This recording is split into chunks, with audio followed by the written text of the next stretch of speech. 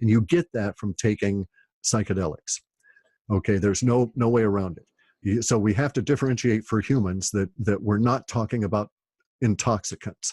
All right, we're talking about psychedelics. Up until like I think the 1500s, say 1538, something like that, there was a German law that was passed that became Germany wasn't a whole state then, it was all these little warring areas, but one of the German states, one of the areas in the southern Germany, passed a law that said you couldn't use mushrooms in beer anymore. Couldn't make them out of psychedelic mushrooms, couldn't make beer that was psychedelic. Caused all kinds of different changes in reality from that point forward, okay? Prior to that, beer was not an intoxicant. Beer, even in its definition of how it was made by the Egyptians, was a psychedelic experience. Psychedelics are drugs. Drugs are not intoxicants. Alcohol is an intoxicant. It makes you feel the way you do because it destroys your template as it wants to recreate into the future. It is a toxic substance, all right? Beer, prior to the German laws, was a psychedelic substance, and it altered your neurogenesis, which altered your ability to perceive things. And it has all these weird ramifications. So, for instance, that law in the 1500s was responsible for the terrible situation that women faced in all of medieval Europe relative to the Inquisitions. There was more than one Inquisition. There was more than the Spanish Inquisition, where the Jews were Spanish Jews were had all their money stolen and were killed. They were told to convert, give all your money to the church, and we'll let you live. Otherwise, we're going to kill you here until you tell us where the gold is, right? And so the church was doing this kind of thing. But there were all kinds of inquisitions that the church practiced against women.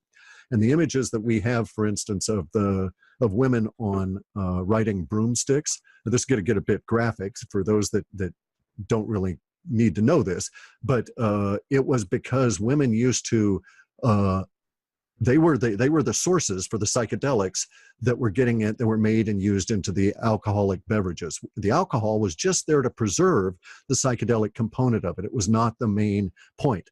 Okay, so just like Coca-Cola today used to be a beverage that brought you the cocaine, the coca leaf, and then they took the drug out of it and you're left with Coca-Cola.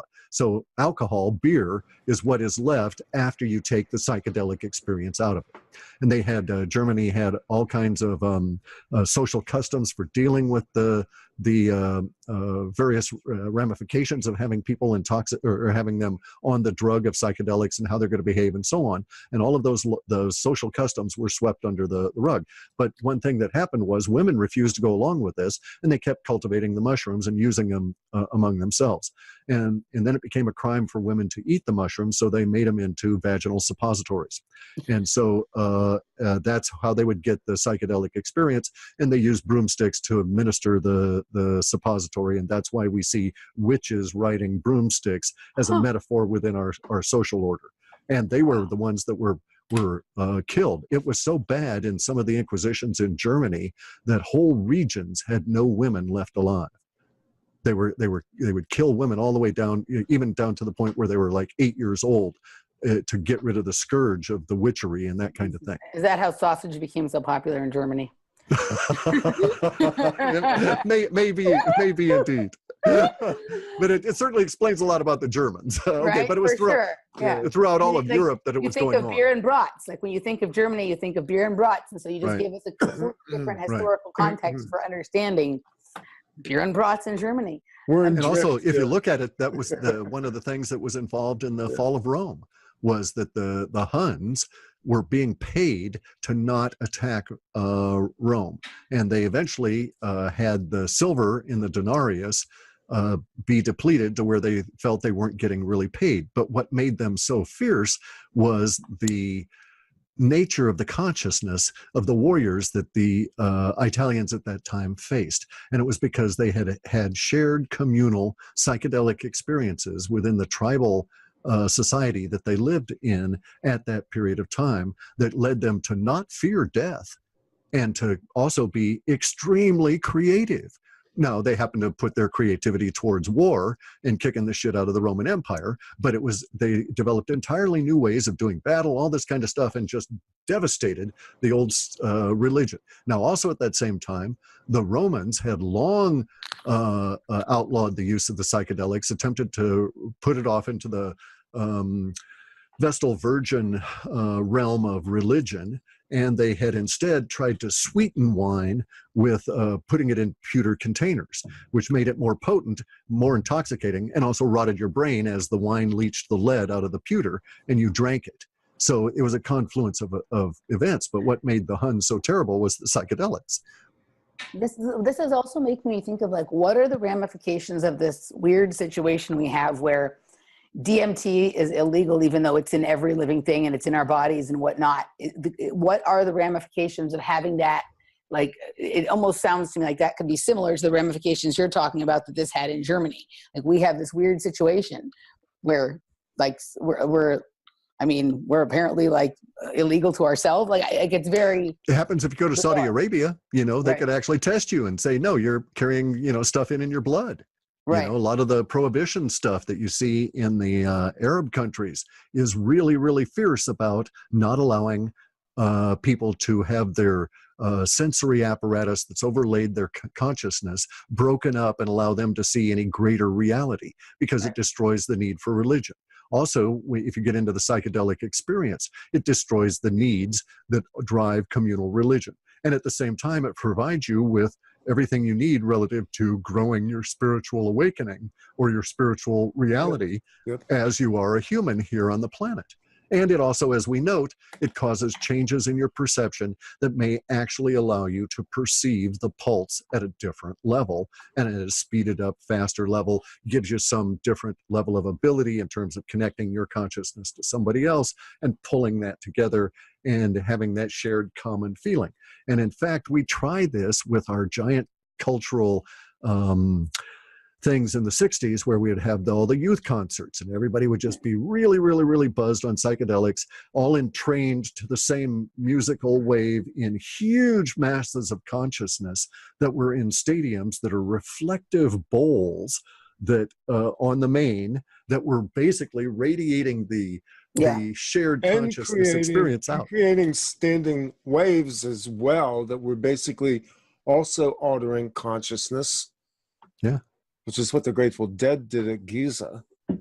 And yeah, exactly. And see, so there's a lot of stuff in here in terms of technologies that can be manipulated within our denser experience of consciousness that still can get into where it affects the standing wave of the pulse that creates reality. And then over on the other side, you have these guys trying to take all this money to dig holes, to run wire in the holes, to shoot electricity into the planet, to try and create some changes in consciousness, which is basically what they're attempting to do. So what we need to have ourselves one big kick-ass giant techno rave out. They have those. They're doing that. Right. Well, Burning Man. Well, but here's so Cliff, in case you don't know, I have a huge history in the background in the raves, and I still go to a lot of underground warehouse parties. I love dance music. And what I always understood, the whole reason that it was called a rave is because it created like a one-time energy signature. Like, you have people there, there's all this energy being created by the way they're dancing, the kind of music is very frequency oriented. Obviously there are people on psychedelics, there's people dressed in funny ways. It's creating like an imprint, like a timestamp almost, that like this happened here now. And it sounds like a lot like what you were talking about with the Grateful Dead and whatever. But on the flip side of that, there's a lot of amazing things happening at places like Burning Man, but there's also like a lot of weird, dark, agency-related shit, mind control, all of that kind of stuff that is tied to. And that stuff's always been there in every culture. I kind of bump up against this thing where like I've had tremendously expansive and helpful experiences on psychedelics, but I also can very easily see how these are being used to entrain people into certain kinds of thoughts. Obviously, we know that they're used in MK Ultra type projects and programs and things like that. So again, it's a co-opting of an aspect of nature that can be really beneficial and using it for something icky. But we come into this thing where like there becomes a battle over whether psychedelics are a good thing or if they're a bad thing, if they're a spiritual tool, if they're a tool of mind control, if they're a tool of, a tool of awakening or a tool of tyranny. Like, and there's so much kind of tension around that discussion that I think sometimes these ideas that we're talking about get a little bit lost. You know what I mean? I know there's certain people in our community, they're absolute, and sometimes I have some of these feelings myself that are absolutely anti any use of any kinds of psychedelics or drugs. And then there's others who are like, no, this is a great thing for awakening your mind and opening your mind and whatever. And I think I've had experiences on both sides of that. To me, I'm a person comfortable taking certain kinds of risks that other people maybe aren't. But what do you think about that? Like, what do you think about the fact that this thing that can be a spiritual tool also has been used in this devastating way?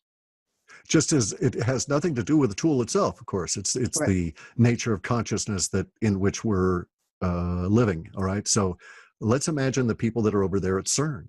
These individuals, there may be some that are spiritual, but they're basically mechanistic. Right. They think they can get at the pulse by putting in pulses of their own, so to speak, with electricity. And so that's their approach to altering our base reality, which is really an effective attempting to alter consciousness.